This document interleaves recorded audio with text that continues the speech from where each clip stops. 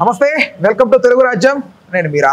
ఈ రోజున ఎక్కడ విన్నా గల్లీ నుంచి ఢిల్లీ దాకా ఒకటే పదం, ఏపీ లిక్కర్ స్కామ్కి సంబంధించి జగన్మోహన్ రెడ్డి అంతిమ లబ్ధిదారుడు. ఏదైతే నిన్న వెంకటేష్ నాయుడుకి సంబంధించి నోట్ల కట్ల వ్యవహారం బయటకు వచ్చిందో ఆ వీడియో దొరికిన వెంటనే సిట్ ఒప్పేసుకున్నట్లుగా, సిట్ నిర్ధారించేసినట్లుగా జగన్మోహన్ రెడ్డికి ఖచ్చితంగా తప్పనిసరిగా శిక్ష పడిపోతున్నట్లుగా చాలా మంది మాట్లాడుతూనే ఉన్నారు. అయితే ఈ అంశం గురించి మనతో మాట్లాడడానికి శ్రీ మరియు రాజకీయ విశ్లేషకులు చిట్టుబాబు గారు ఉన్నారు. ఆయనతో చర్చిద్దాం. చిట్టుబాబు గారు నమస్తే.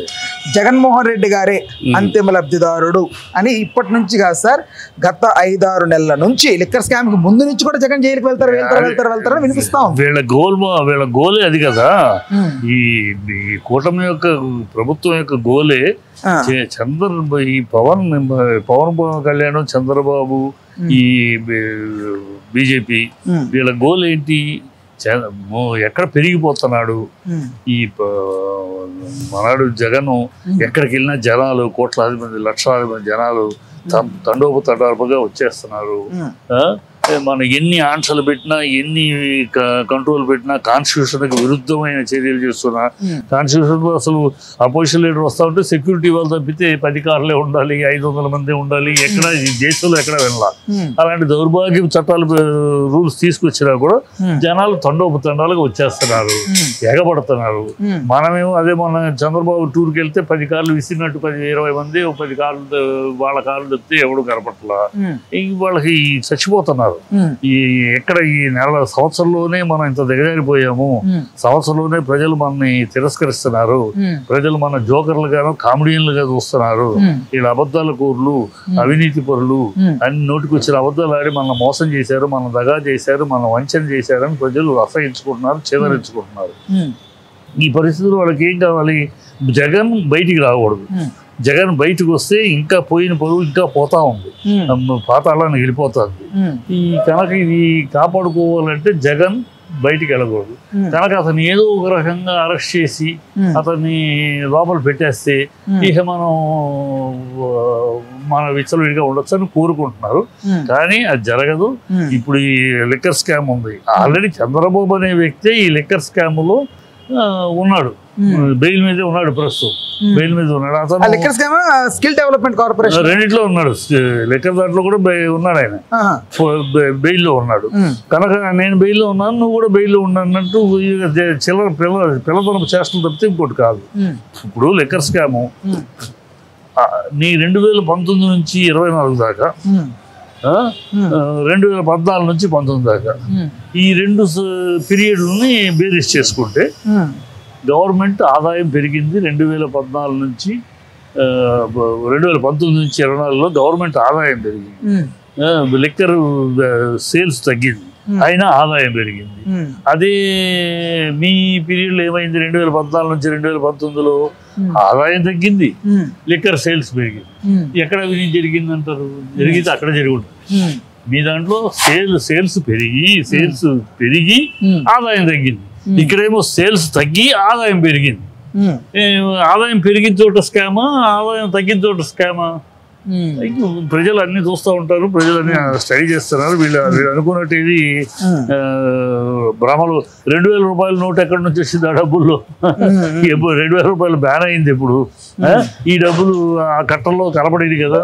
అంటే చెవిరెడ్డి అనుచరుడుగా అతను, అంటే ఎట్లా ఇది ఎలక్షన్ ఆ టైంలో ఆయన అక్రమ సొమ్ము తరలింపుకు సంబంధించి నువ్వు కూడా చెప్పొచ్చు అమ్మా, నువ్వైనా నేనైనా చెప్పొచ్చు.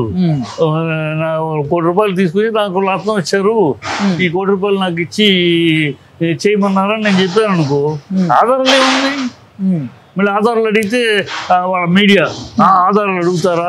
ఆధారాలు ఏంటి అడగటం? ఎవరు డబ్బు నెంబర్లు అడుగుతారేంటి? నెంబర్లు అడగక నువ్వు ఎప్పటి డబ్బులు ఇయ్యి, ఎక్కడ డబ్బులు ఇయ్యి, ఇవన్నీ అడుగుతారు కదా. నువ్వు తీసుకుని చూపించేసేసి ఇదిగో 12 సూట్ కేసులు అంటే 11 ఉంటారట. ఆ 11 అనేది వీళ్ళకి మైండ్లో 11 అని ఏలాడతారు. 12 సూట్ కేసులు, అది 2000 రూపాయల నోట్లు. ఎక్కడి నుంచి 2000 రూపాయల నోట్లు? బ్యాన్ అయ్యి ఎప్పుడు 2000 ఎప్పుడు బ్యాన్ అయింది? ఈ బ్యాన్ అయిన నోట్లు మీ ఎట్లా ఆ కట్టలో వచ్చాయి? అంటే తమన్నాతో దిగిన ఫోటో కూడా వైరల్ అవుతోంది ఈ మధ్య. వెంకటేష్ అదే పిచ్చి వేశాడు. ఇప్పుడు అతను ఒక పొజిషన్ లో ఉన్నాడు. అప్పుడు ఉన్నప్పుడు తమన్నా ఏంటి చాలా సెలబ్రిటీతో ఉన్నాడు. అదే తెలుగు వైఎస్ఆర్సీపీ నాయకులతో తెలుగుదేశం నాయకులతో కూడా ఉన్నాడు. అవన్నీ మరి వాళ్ళతో ఉన్నప్పుడు వాళ్ళ కలెక్షన్ ఉందో. ఒక సెలబ్రిటీ ఉన్నప్పుడు సెలబ్రిటీ ఏదో ఫంక్షన్ లో కలిసినప్పుడు ఫోటో అడుగుతారు, ఇస్తారు. ఇప్పుడు నా దగ్గరికి ఎంతమంది వస్తారు, మీటింగ్కి వెళ్తే అక్కడ సార్ ఫోటో అంటారు. వీడెవడు ఏంటి, వీడి కథ ఏంటి కనిపిస్తాం కదా, కష్టం కదా, ఇస్తాం. అట్లా తమన్నా హీరోయిన్ అడిగి ఉంటాడు, ఓకే అని ఇచ్చి ఉంటుంది అమ్మాయి. అది తమన్నా తోడు ఉంది కనుక తమన్నాకి లింక్ ఉంది. ఈయన చిల్లర భాష. ఇప్పుడు ఒకవేళ అతను ఏదైనా చిన్న పాపది ఏదైనా బర్త్డే ఫంక్షన్కి వెళ్ళి ఆ పాపతో ఫోటో దిగితే ఆ పాప కూడా ఇన్వాల్వ్ చేస్తారు.